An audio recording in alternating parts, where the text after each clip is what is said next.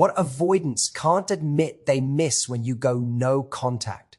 You think they don't care. You think your silence goes unnoticed. But here's the truth. Avoidants do feel your absence. They just don't know how to admit it, even to themselves. You see, when you go no contact with someone who's avoidant, it looks like they've moved on effortlessly. They seem calm, detached, even relieved, like the space is exactly what they wanted. But that's not the full story. Avoidants aren't immune to connection. They crave it. They just fear the vulnerability that comes with it. So when you step back, it doesn't hit them right away. They rationalize it. They tell themselves, good, this is better for both of us. But then something subtle happens in the quiet moments when they're scrolling through their phone or when a song you both loved plays. They feel something, a pull, a pang, that familiar energy that used to make them feel safe and seen.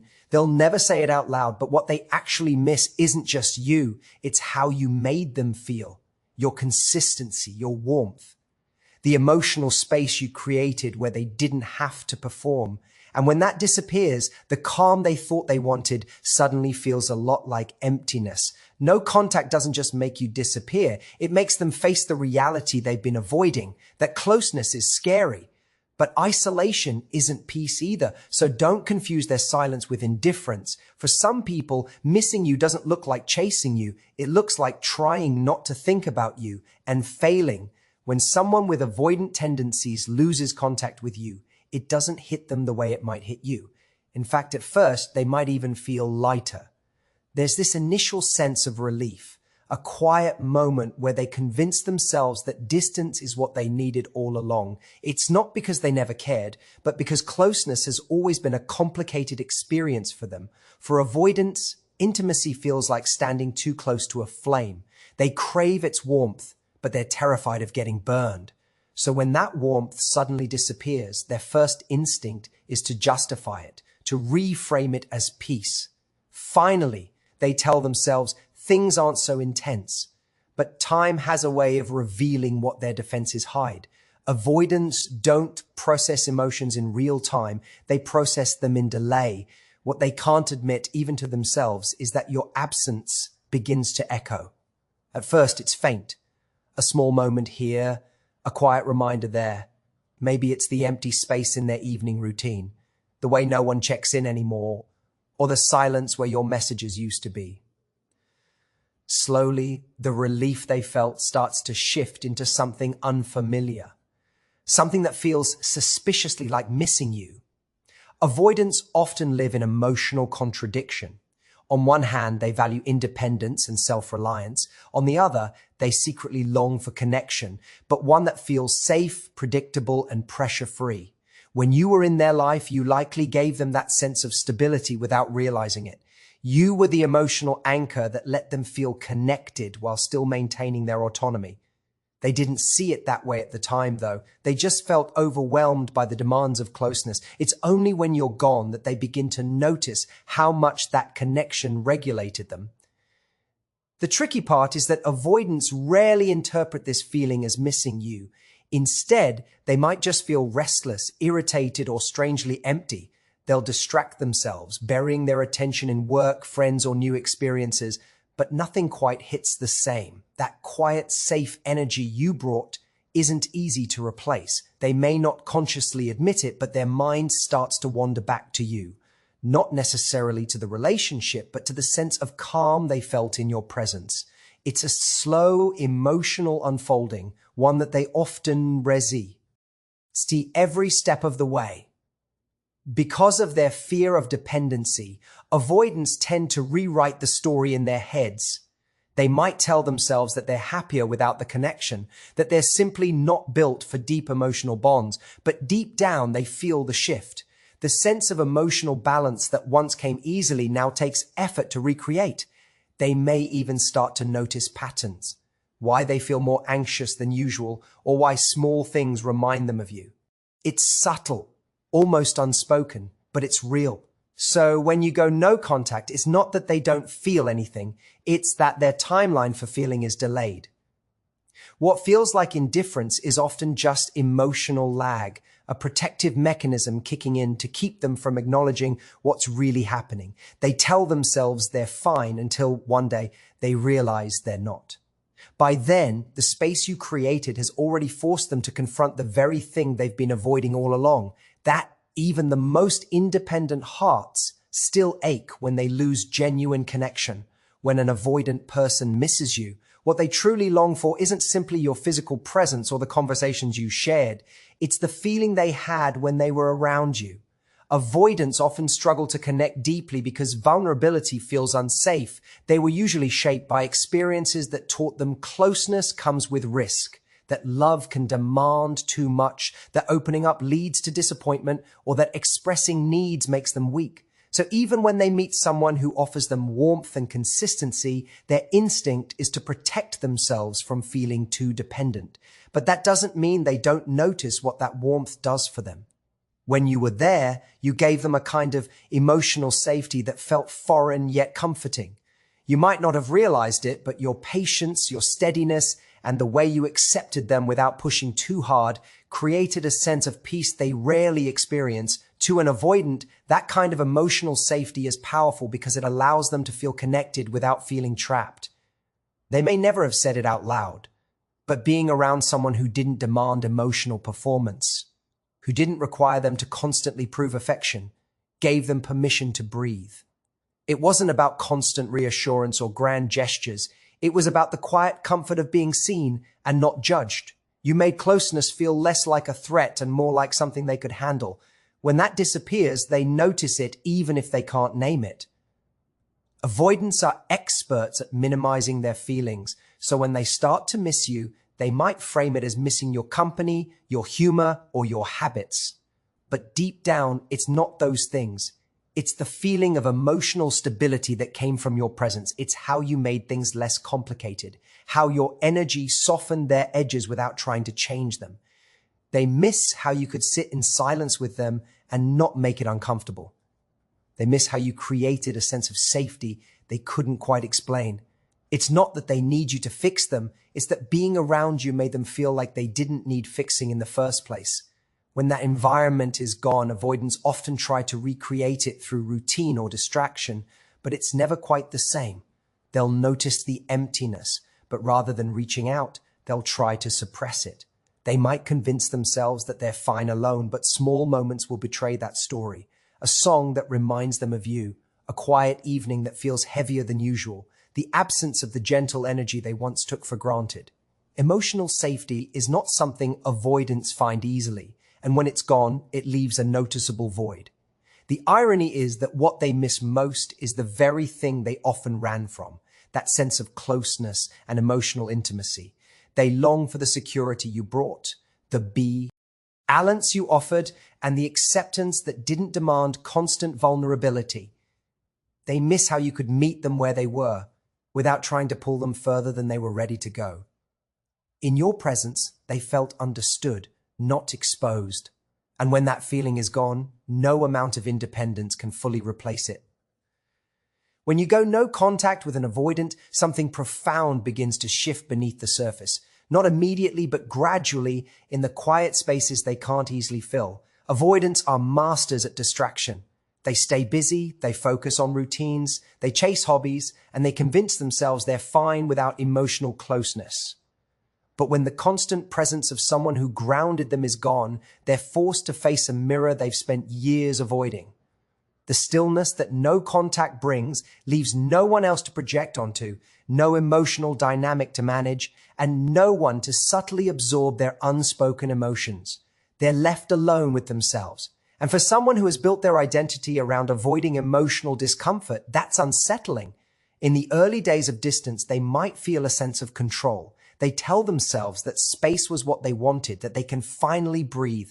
But over time, that space begins to stretch, and what once felt like freedom starts to feel like isolation. Without realizing it, the emotional balance they maintain through your presence starts to unravel. You may not have noticed how much of a stabilizing force you were in their life, how your emotional availability created a soft landing spot they could rely on. When you go no contact, that safety net disappears. They are suddenly faced with their own emotional patterns, the fears, the walls, and the loneliness they've been denying. Avoidants are often disconnected from their emotional world. They function well in practical matters, but struggle when it comes to identifying or expressing deeper feelings. Your absence becomes a kind of emotional mirror, reflecting back the very emptiness they've spent so long suppressing. The quiet moments that used to be filled by your presence now feel heavier, and they begin to notice sensations they can't easily explain: irritability, restlessness, or an ache they can't rationalize away. What's really happening is that your distance has removed their emotional buffer, forcing them to sit with themselves in a way they never had to before. This process is uncomfortable for them, but it's also revealing. In that silence, they begin to realize that relationships don't just require emotional effort, they create emotional growth. And the very thing they resisted, vulnerability, was what kept them connected to something meaningful. Without you there, they start to see that their avoidance doesn't protect them from pain, it isolates them from connection. The absence becomes a teacher, showing them how much they relied on your emotional steadiness to regulate what they couldn't regulate internally. They might not act on these realizations right away. Avoidants often intellectualize their emotions, telling themselves stories to stay in control, that they didn't need you, that the relationship wasn't right, that this is for the best. But beneath those rationalizations, there's a quiet recognition forming that losing contact with you didn't just remove a person, it removed the emotional balance they took for granted. No contact exposes what avoidance tries to hide: the fact that deep down they long for connection, but fear the vulnerability it demands. And when that connection is gone, they're left to face the truth they've been running from. That peace doesn't come from distance, it comes from learning to stay present with their own emotions. When an avoidant person goes silent after you've gone no contact, it's easy to assume they don't care. Their calmness, their apparent detachment, and the lack of visible reaction can make it look like they've moved head on without a second thought. But silence doesn't always mean indifference. Sometimes it's a coping mechanism. Avoidants deal with emotional pain by creating distance, both physical and mental. It's not that they don't feel, it's that feeling too much overwhelms them. Vulnerability for them isn't natural, it feels unsafe. So when they're hurt, they don't reach out, they retreat. It's not about pride or ego, it's about survival. When you were in their life, even if they struggled to show it, you represented emotional safety. You were a reminder that connection didn't have to mean losing themselves. But when that connection is gone, they're forced to feel the very emotions they've spent their lives avoiding: sadness, longing, fear of loss. Instead of expressing those feelings, they shut down. They distract themselves with work, hobbies, or surface-level interactions. They appear composed, almost indifferent, because admitting they miss you would mean acknowledging a depth of emotion that scares them.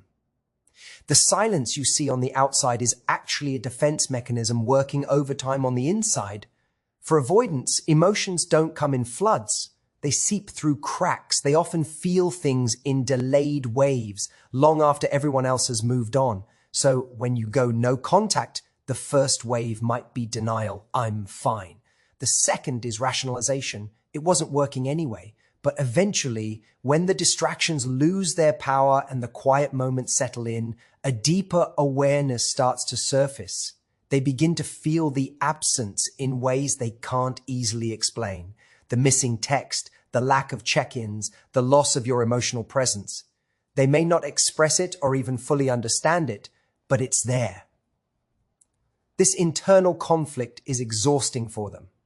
On one hand, they crave connection. On the other, they're terrified of needing it. So instead of reaching out, they suppress. They convince themselves that staying silent protects them from rejection or vulnerability.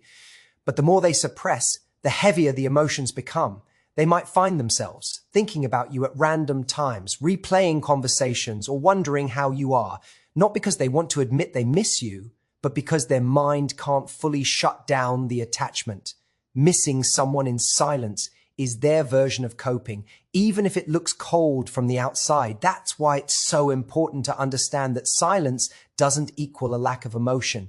It often signals emotional overload. They don't know how to express sadness without feeling trapped by it, so they avoid it altogether. The very act of going quiet is their attempt to regain a sense of control. Ironically, the space they create to protect themselves often amplifies their loneliness. They may never tell you how much your absence affects them, but that doesn't mean it hasn't. Their silence is just their way of managing pain, not proof that they've stopped caring. Deep down, they still feel the loss. They just haven't found a safe way to let it show. When you go no contact with an avoidant, something powerful happens. The emotional dynamic that once revolved around chasing, withdrawing, and trying to connect finally stops. For perhaps the first time, the balance of emotional energy begins to shift. No contact is not about punishment. It's about reclaiming your emotional center. It's the moment when you stop trying to convince someone to meet you halfway and start realizing that real connection can only exist when both people are present, emotionally, not just physically. Avoidants often hold more power in relationships because their detachment creates a kind of emotional scarcity. You find yourself trying harder, explaining more, overextending to maintain closeness. The moment you pull away, that imbalance is exposed.